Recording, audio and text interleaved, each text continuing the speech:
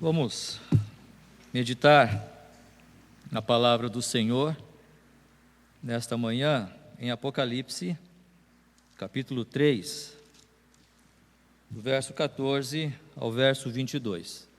Nós já temos falado a respeito destas cartas que João escreve às igrejas e vamos completar então estas meditações, nestas cartas, falando sobre a última igreja, a última carta, a carta à igreja de Laodiceia.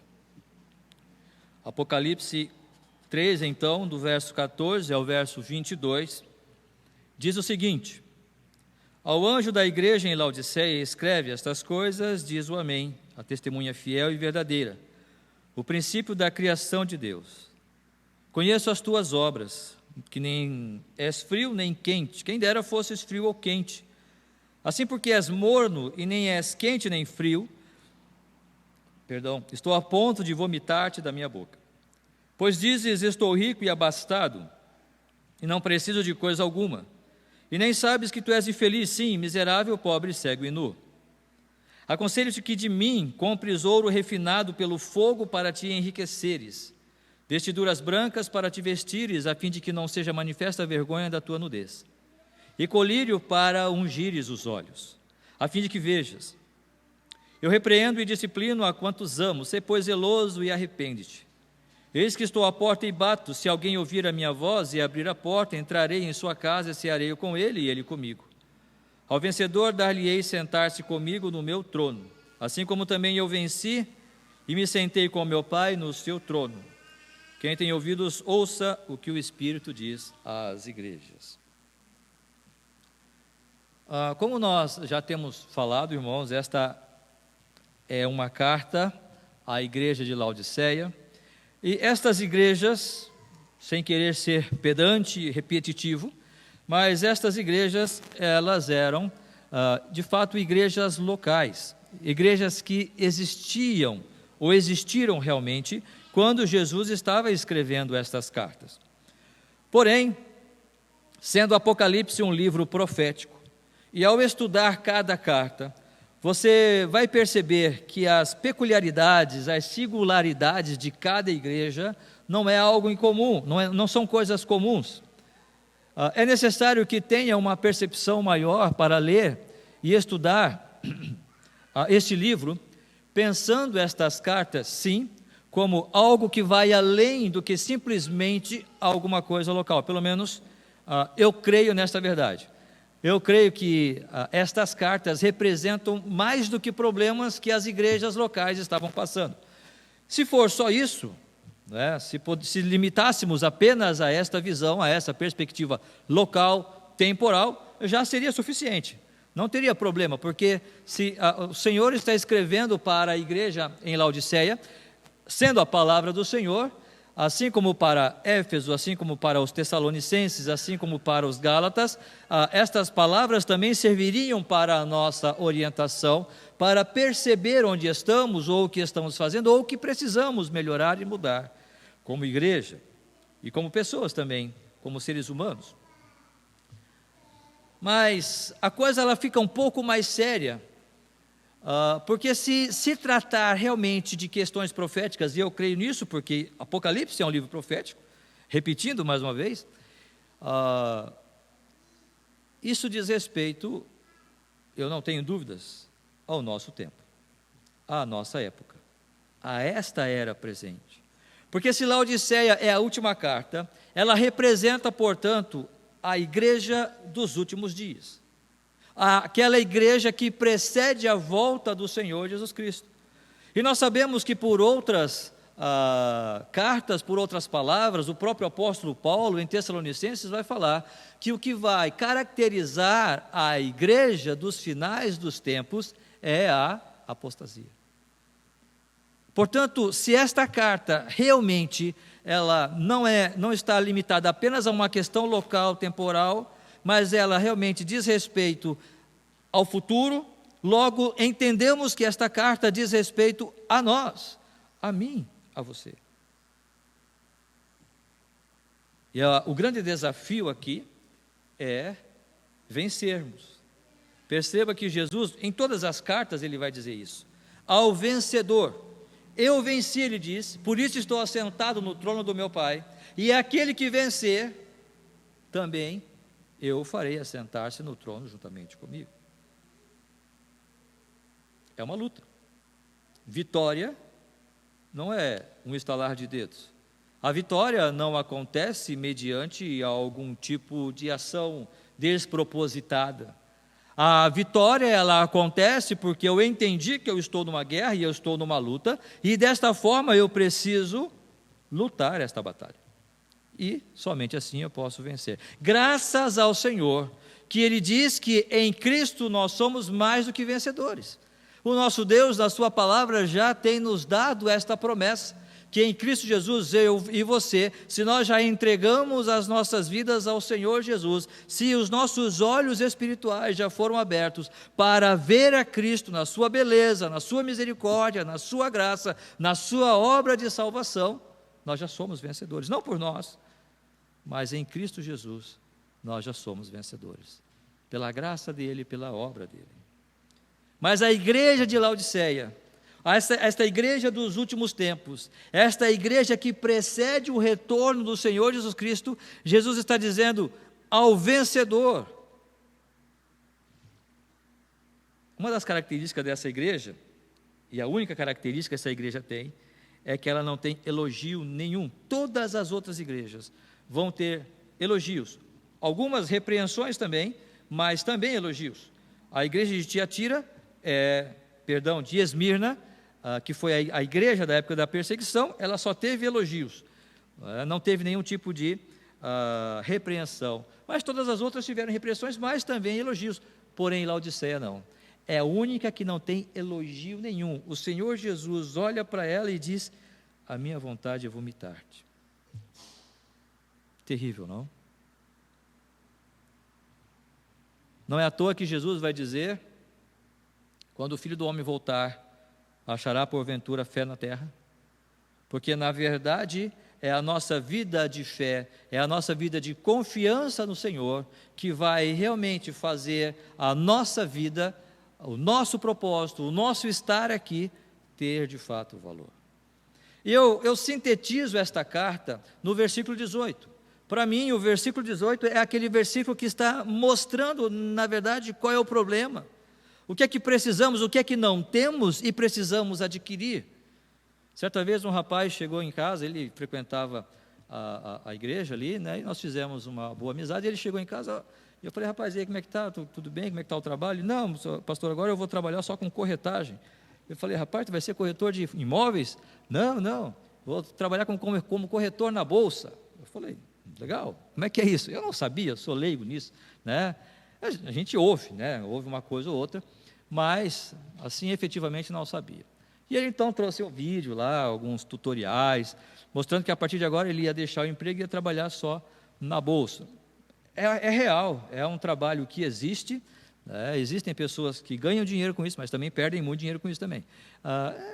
É muito oscilante, o mercado é muito vulnerável, eu não sei como explicar isso, mas você precisa saber, você precisa conhecer da coisa, você precisa estudar muito, conhecer o mercado para poder investir, para poder fazer uma aquisição de uma ação ou vender uma ação. Você precisa conhecer bem, confiar bem, para poder fazer esse tipo de trabalho, esse tipo de aplicação, esse tipo de negócio. O Senhor Jesus Cristo está dizendo para nós: olha, eu aconselho que você faça algumas aquisições. Eu aconselho que você compre algumas coisas. Eu aconselho, Laodiceia, que você esteja adquirindo de mim algumas coisas que estão lhe faltando. Como todas as outras cartas, irmãos, nós podemos olhar para nós, Igreja Batista da Graça, ou a igreja contemporânea, ou a minha própria pessoa, a minha família, e perceber o que eu estou fazendo que de alguma forma pode estar agradando ao Senhor nos seus elogios, né? Olhando para todas as cartas, para todo esse texto, mas olhando para nós também, dentro de todas as cartas, e percebendo em nós mesmos o que é que eu estou fazendo, que de alguma forma o Senhor está olhando para mim e dizendo: olha, disso eu não estou gostando. Nós temos um novo ano pela frente. 2023 está se iniciando, é o nosso primeiro culto praticamente, né? Tivemos um culto da virada de sábado para domingo, mas esse é o nosso primeiro culto oficial, retomando as nossas programações. Importante seria nós olharmos para este conselho do Senhor, e assim como alguém que trabalha, né, na bolsa de valores, comprando e vendendo, ele tem que saber bem como adquirir, ou o que adquirir, qual empresa ele vai investir, qual negócio ele vai fazer. Que negócio nós vamos fazer neste ano? É claro que eu estou falando de coisas espirituais, usando essa ilustração apenas para mostrar que nós também precisamos adquirir coisas para o nosso crescimento, o nosso desenvolvimento espiritual, e para que o Senhor, de alguma forma, possa nos usar de forma excelente. O Senhor nos fala: olha, eu aconselho que você compre algumas coisas de mim. E a primeira coisa, são 3 coisas, né? São 3 elementos aqui: ouro refinado, vestiduras brancas e colírio. São 3 coisas que nós precisamos. Se você já tem essas coisas, amém por isso. Se você já tem ciência dessas coisas, amém. Se eu já tenho, amém. Mas talvez nos falta uma melhor compreensão disto. Talvez nos falta uma melhor apreensão destas verdades e dizer: olha, talvez eu até tenha, mas eu preciso melhorar. Talvez eu já iniciei, mas eu dei uma queda aqui, eu dei uma vacilada ali. Eu estava vendo bem, mas agora já não estou vendo mais tão bem quanto antes. Eu preciso investir de novo nisto. Eu preciso adquirir, ou readquirir, ou renovar a aquisição, eu não sei. Mas o fato é que o Senhor Jesus Cristo aconselha que de mim compres ouro refinado. Ouro, irmão, sempre foi, na palavra de Deus, sinônimo, é uma metáfora usada para representar a pessoa de Deus, na sua santidade, na sua soberania, porque o ouro não se desgasta, o ouro não oxida, ele é imutável. Então o ouro é um elemento humano para representar Deus. A palavra de Deus também, o salmista vai dizer, em Salmo 19, né, são mais que os seus mandamentos, os seus juízos, são mais desejáveis do que ouro, muito ouro refinado, né? Então o ouro serve para simbolizar a pessoa de Deus, serve para simbolizar, como temos falado, a palavra de Deus também, por causa da sua validade, por causa da sua excelência. Mas o ouro também serve para representar as obras dos cristãos, os nossos valores espirituais que nós apresentamos e demonstramos. E pelo contexto aqui que nós estamos percebendo, se nós olharmos para o versículo 15, o que é que Jesus está dizendo para aquela igreja? Conheço as tuas obras. O contexto aqui é o Senhor olhando, não olhando para Deus, não olhando para a sua palavra. Este aqui não é o contexto, mas o contexto o tema aqui são as nossas obras, e Deus está olhando para nós, o Senhor Jesus Cristo está olhando para mim, e está dizendo: Márcio, eu quero ver as tuas obras, e Márcio, eu aconselho que você compre ouro refinado de mim, eu conheço as tuas obras. 1 Coríntios, capítulo 3, nós vamos perceber ali, quando Paulo fala àqueles irmãos, algumas verdades com relação ao trabalho que realizamos. A partir do versículo 10, Paulo vai falar, 1 Coríntios 3, a partir do versículo 10, ele vai falar a respeito desse trabalho que nós realizamos, seja ensino, seja qual for o trabalho que realizamos. Ele vai dizer: segundo a graça de Deus que me foi dada, lancei o fundamento como prudente construtor, e outro edifica sobre ele, porém cada um veja como edifica. Versículo 12: contudo, se o que alguém edifica sobre o fundamento é ouro, prata, pedras preciosas, isso vai permanecer, porque o julgamento do Senhor, o fogo, vai esquentar aquele elemento e vai purificá-lo. Se for ouro, prata ou pedras preciosas. Agora, se for madeira, feno ou palha, vai se queimar e nada sobrará, apenas um resto de cinza para sujar quem passar por ali. Nós temos ali um espaço que a gente acaba queimando algumas madeiras velhas, algumas coisas velhas, e se você passar por ali, o seu pé vai ficar todo sujo de cinza, né? O seu sapato, e ao adentrar aqui, vai ficar todo sujo, né? O ambiente, porque é isso que vai acontecer com a cinza, né? Ele vai sujar, não vai restar nada. Ouro, pedras preciosas, prata não, vai seguir. O ouro vai permanecer, porque o fogo vai fazer com que aquele metal tire, ou seja, seja purificado das suas impurezas mediante o calor, a temperatura do fogo. O Senhor Jesus Cristo está dizendo para Laodiceia: eu aconselho que de mim compres ouro refinado, para te enriqueceres. Irmãos, se eu tenho dinheiro para comprar ouro, eu já não sou rico? Por que eu vou comprar alguma coisa? Ou, por que a orientação de comprar alguma coisa? Para enriquecer? Se eu já tenho o valor para comprar, é porque eu já tenho dinheiro.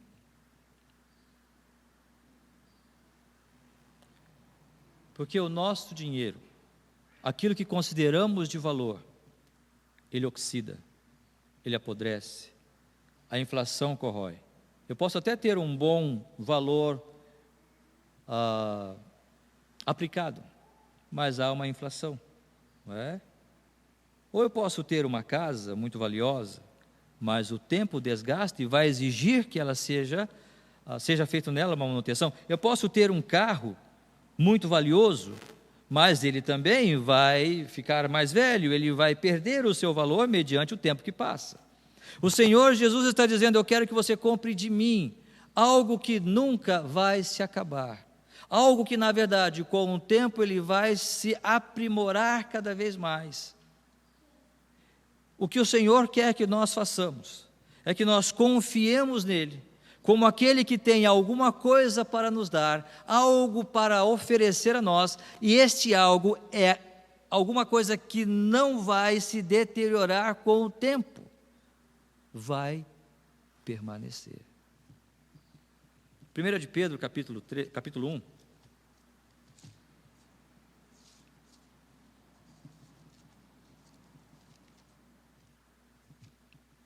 No versículo 7, Pedro vai dizer assim aos irmãos, à igreja: para que, uma vez confirmado o valor da vossa fé, muito mais preciosa do que ouro perecível. É claro que esta linguagem que o Senhor está usando é espiritual, lá em Apocalipse. E aqui fica muito claro isto: para o Senhor, a nossa fé, ela é muito mais preciosa do que o ouro perecível. Como que o ouro é perecível? Talvez é um dos metais mais, que menos sofre qualquer alteração pelo tempo.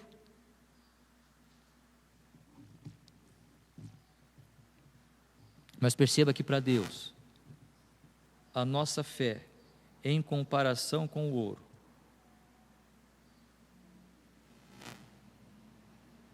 é mais preciosa. Agora, como que acontece isto? Se nós olharmos para o capítulo 4, 1 de Pedro, capítulo 4, versículo 12, como é que esta fé vai se tornar realmente preciosa? Como é que essa fé se tornará muito mais excelente do que o ouro depurado? É pelo mesmo processo que o ouro passa. Amados, não estranheis o fogo ardente que surge no meio de vós, destinado a provar-vos, como se alguma coisa extraordinária vos estivesse acontecendo. Pelo contrário, alegrai-vos na medida em que sois co-participantes dos sofrimentos de Cristo, para que também na revelação de sua glória vos alegreis exultando. Se pelo nome de Cristo sois injuriados, bem-aventurados sois, porque sobre vós repousa o Espírito da glória de Deus. Percebam que o que o Senhor quer nos dar, o que o Senhor quer nos vender, e para comprar eu preciso confiar nele. Eu preciso confiar que o produto que ele tem para me vender é excelente, não se deteriora, e vale muito mais do que aquilo que eu considero de valor. Eu preciso confiar nele. Eu preciso abrir mão daquilo que eu acho que eu tenho de valor.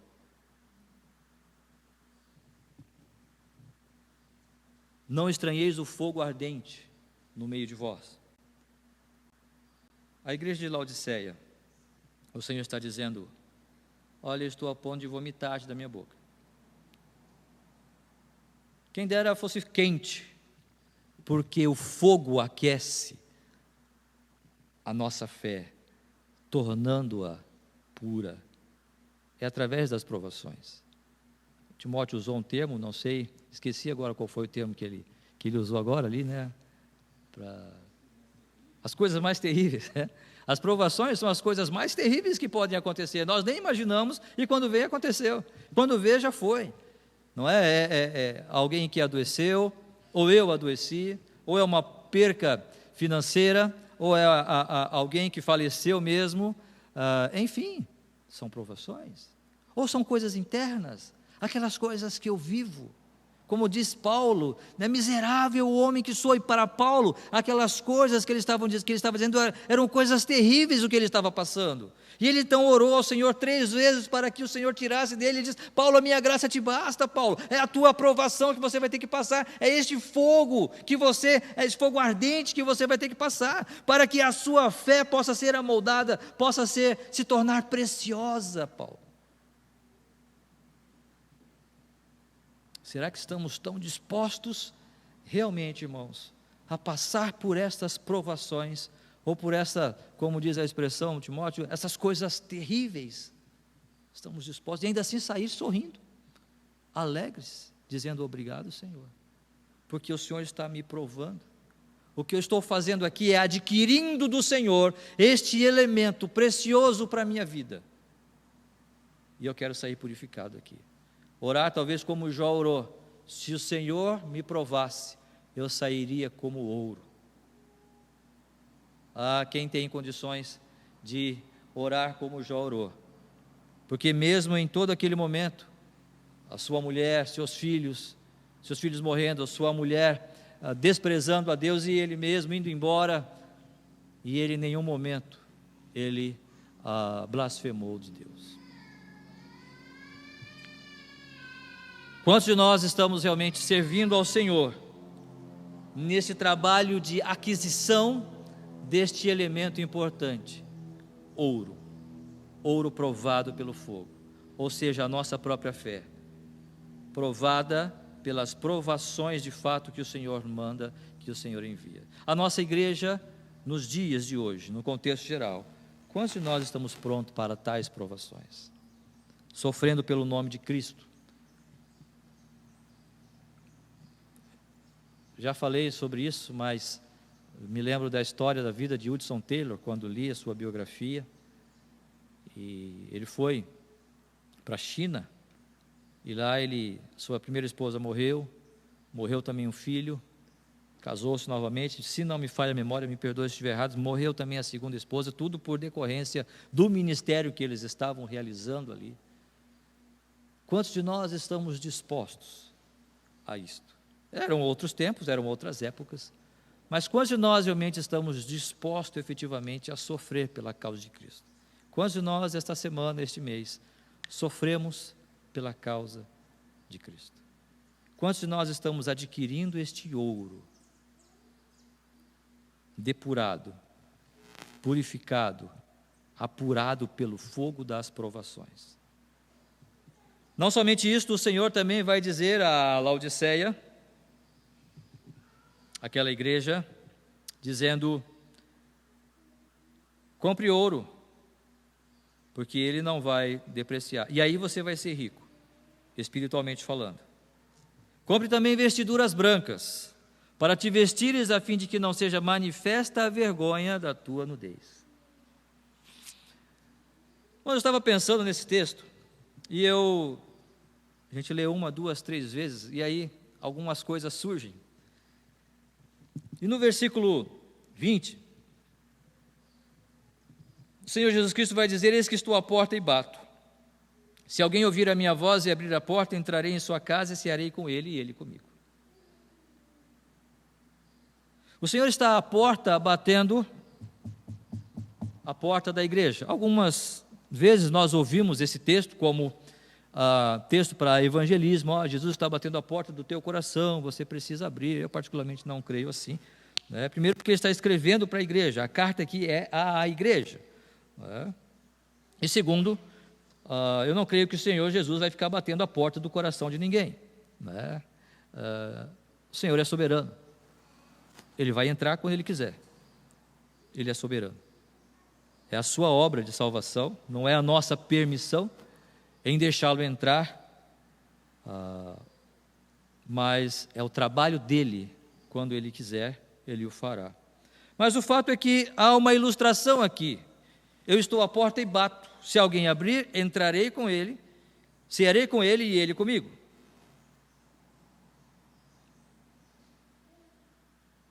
Esta casa está sem Cristo.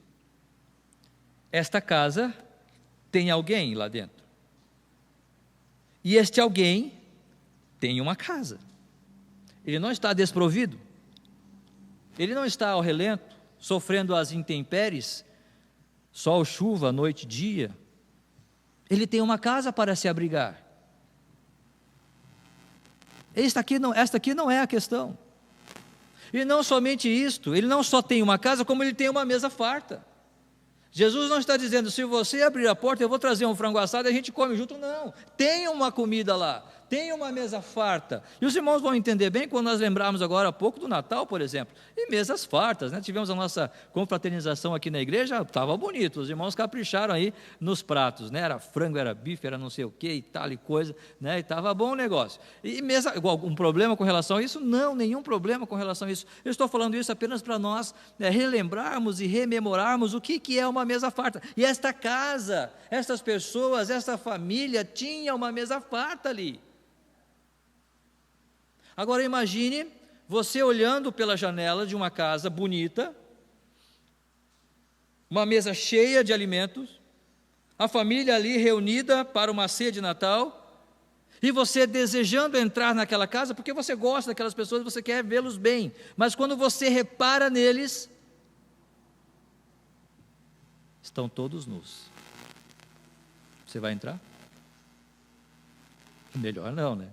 Eu não entraria.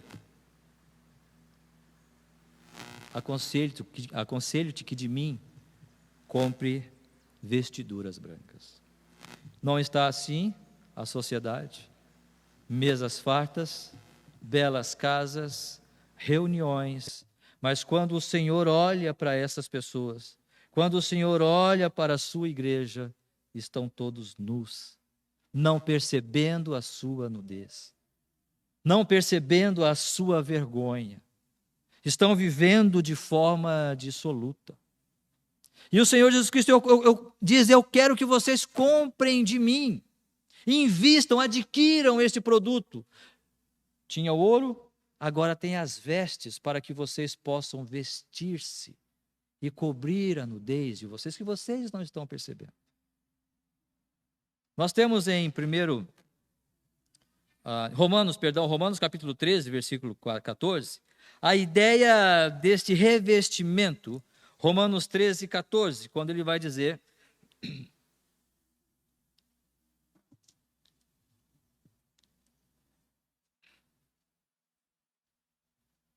vamos ler a partir do versículo 11, Romanos 13, 11. E digo isto a vós outros que conheceis o tempo. Já é hora de vos despertardes do sono, porque a nossa salvação está agora mais perto do que quando no princípio cremos. Vai alta a noite e vem chegando o dia. Deixemos, pois, as obras das trevas e revistamo-nos das armas da luz. Andemos dignamente como em pleno dia, não em orgias e bebedices, não em impundicícias e dissoluções, não em contendas e ciúmes, mas revesti-vos do Senhor Jesus Cristo, e nada disponhais para a carne no tocante às suas concupiscências, ou seja, revesti-vos de Cristo. O que é revestirmos-nos de Cristo, senão deixarmos aquela velha roupa, aquelas atitudes imorais que tínhamos antes? E Paulo está falando aqui para pessoas que outrora eram incrédulos, mas agora eles entenderam a verdade do Evangelho em Cristo Jesus, e eles precisavam deixar aquelas coisas. Ou seja, orgias, bebedices, impudicícias é tudo que não tem pudor, dissoluções, contendas e ciúmes. Todas essas coisas precisavam ser deixadas. O que tem sido as festividades da nossa sociedade? Bebedeira, orgias, imoralidade de todo tipo, E quanto mais imoral, mais bonito é. Quanto mais imoral, mais aplausos, mais views vai ter. Não é assim? Mas, claro, estamos falando da igreja. Mas Paulo estava escrevendo para a igreja, para os romanos, orientando-os a deixar aquelas atitudes. Mas eu não penso que aqui precisamos, talvez, nos ater tanto. Então, estamos tranquilos, né, pastor? Nem tanto. Porque em Colossenses capítulo 3, versículo 12... Colossenses capítulo 3, versículo 12... Também a mesma ideia de revestir-se de Cristo. No versículo 1 desse capítulo, Paulo vai dizer aos Colossenses: portanto, se fosse ressuscitado juntamente com Cristo, buscai as coisas lá do alto, onde Cristo vive assentado à direita de Deus. Pensai nas coisas lá do alto, ou seja, compre produtos eternos, compre produtos que realmente vão render para a vida eterna. Faça esta aquisição de coisas que vai gerar frutos para a eternidade. Onde Cristo vive assentado à direita de Deus, pensai nas coisas lá do alto, mas não nas que são aqui da terra. E no versículo 12, ele fala então: revesti-vos, pois, como eleitos de Deus, santos e amados, de ternos afetos de misericórdia, de bondade, de humildade, de mansidão, de longanimidade. Talvez nós não precisamos nos deter tanto naquilo que Paulo fala em Romanos, capítulo 13, né? Que ali realmente é vida pregressa, é totalmente imoral e desregrada. Mas, olha, vamos revestir-nos aqui de afetos de misericórdia, de bondade, de humildade, de mansidão, de longanimidade. Isso é fácil. Eu estava lendo, voltando para 1 Pedro, voltando sempre nesse livro, né?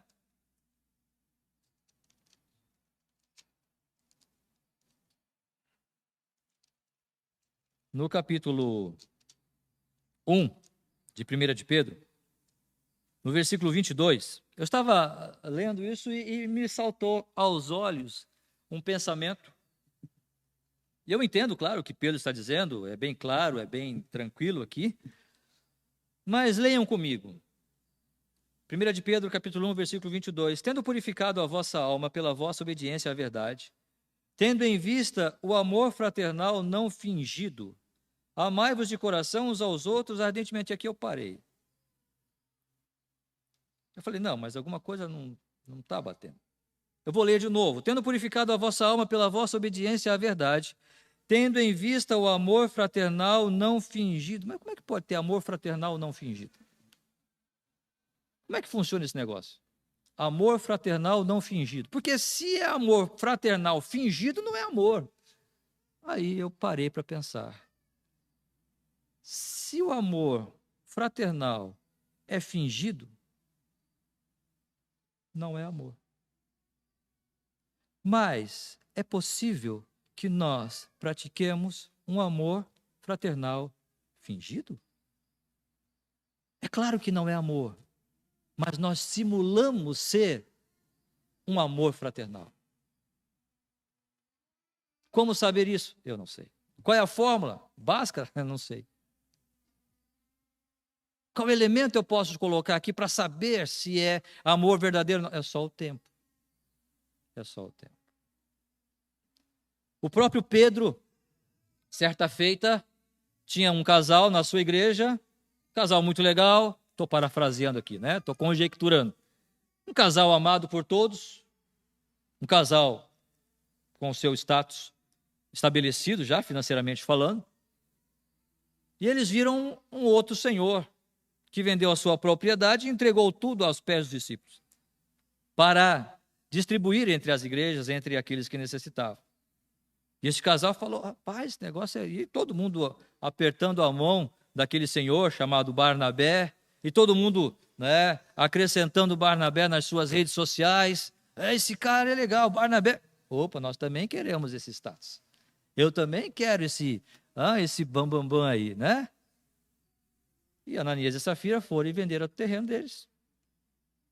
por 100 mil,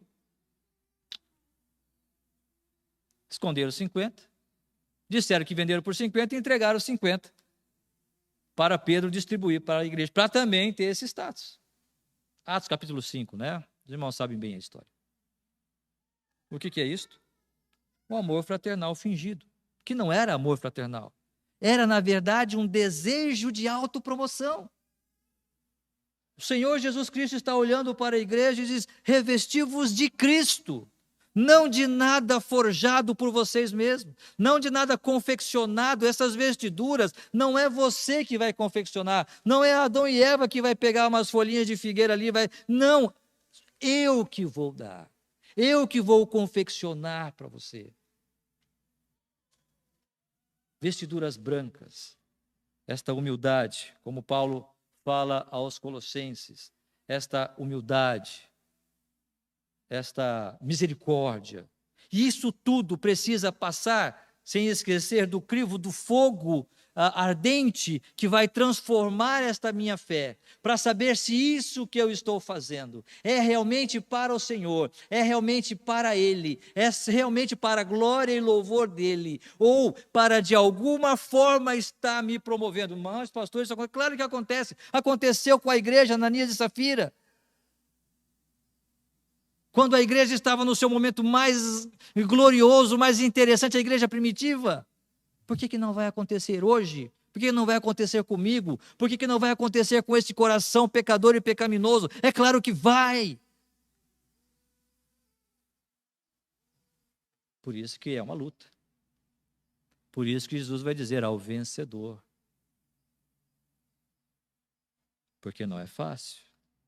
Eu posso simular humildade. A igreja pode simular amor, amor fraternal, nas nossas programações, nas nossas ações, talvez nos nossos eventos, no nosso viver diário. É claro que pode.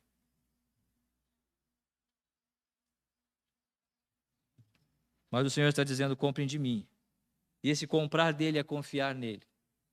Vivemos num mundo onde o amor é dizer o que você quer ouvir. O amor, a amizade, é ouvir aquilo que me alegra, me faz se sentir melhor. O Senhor Jesus Cristo não tem essa preocupação. A palavra do Senhor não tem essa preocupação. Ela fala a respeito da nossa realidade, com sinceridade, com amor, com verdade, para que nós possamos entender quem somos e por que estamos aqui. Agora, sabe que o grande problema é que talvez nós podemos desejar comprar este ouro depurado e purificado. Nós podemos desejar comprar essas vestes. Mas se nós não tivermos o colírio, de nada vai adiantar. Porque é o colírio que vai fazer nos enxergar. É o colírio. Este elemento que o Senhor quer pingar nos nossos olhos, este medicamento, para fazer eu perceber a minha própria necessidade. Aquele homem cego, ele poderia ter se acostumado com a realidade dele, o cego de Jericó. Não, Jesus, deixa Jesus curar, que eu já estou acostumado mesmo com esse negócio de ser cego. Está tudo bem, está tudo tranquilo, eu vou levar minha vida, talvez já sou até de idade, ou até eu ganho uma esmolinha aqui, se eu passar a ver, eu vou ter que trabalhar, vou ter que, ninguém mais vai me dar esmola, aí o negócio vai complicar, aqui está bom, está sossegado aqui o meu negócio. Por quê? Porque não percebe a sua realidade, não percebe a grandeza da sua situação, ou seja, a gravidade da sua situação. Qual não é o nosso problema? Senão que muitas vezes nós não conseguimos perceber quão impróprios somos nós. E Laodiceia, este era o problema dela. Este era o grande problema de Laodiceia. Versículo 17. Pois dizes, estou rico e abastado, e não preciso de coisa alguma. As obras que eles realizavam eram obras perecíveis. A obra que nós podemos realizar como igreja, ela pode ser perecível. E achamos que estamos fazendo grande coisa. Um pensamento rápido aqui, sem querer me estender muito.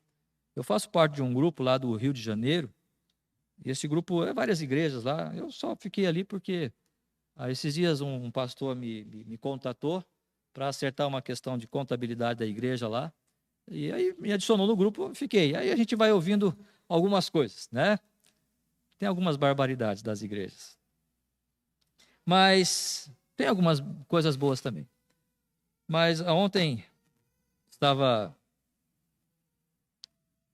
vendo uma mensagem que alguém postou, dizendo: olha, nós temos um trabalho aqui, um ministério, nós precisamos de pão, de roupa para as crianças, são muitas crianças, e se você fizer um trabalho com crianças no Rio de Janeiro, você tem que estar bem preparado, porque vai vir muita criança para comer o cachorro-quente.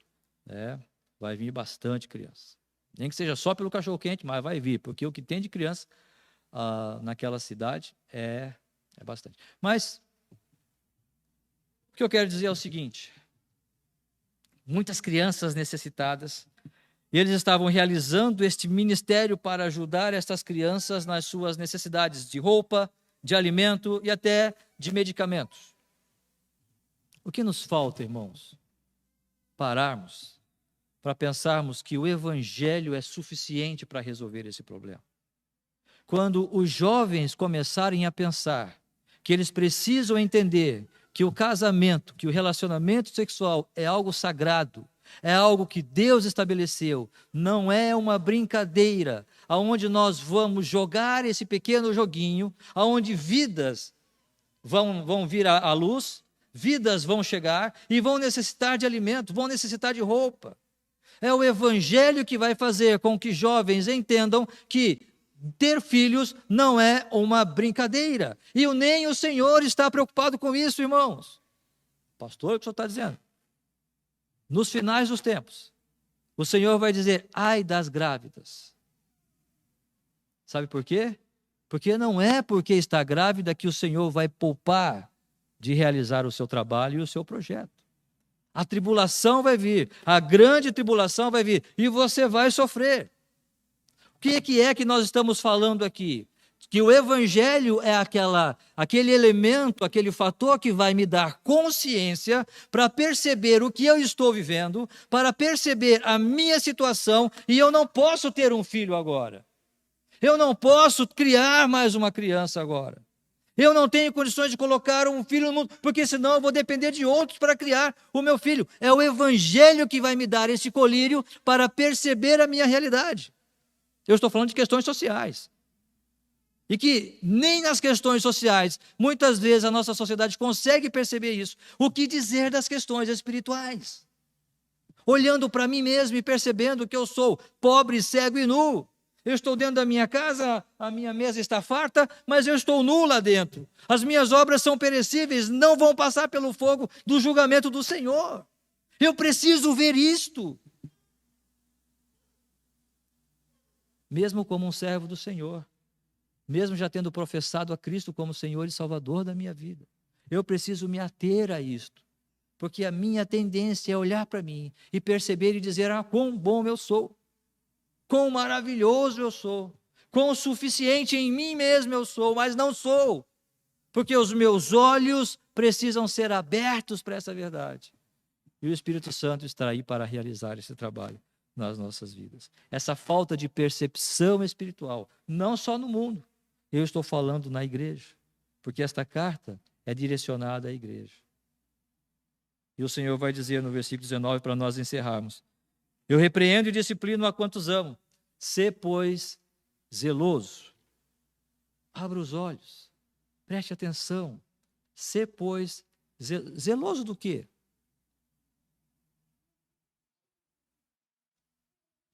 Zeloso do quê?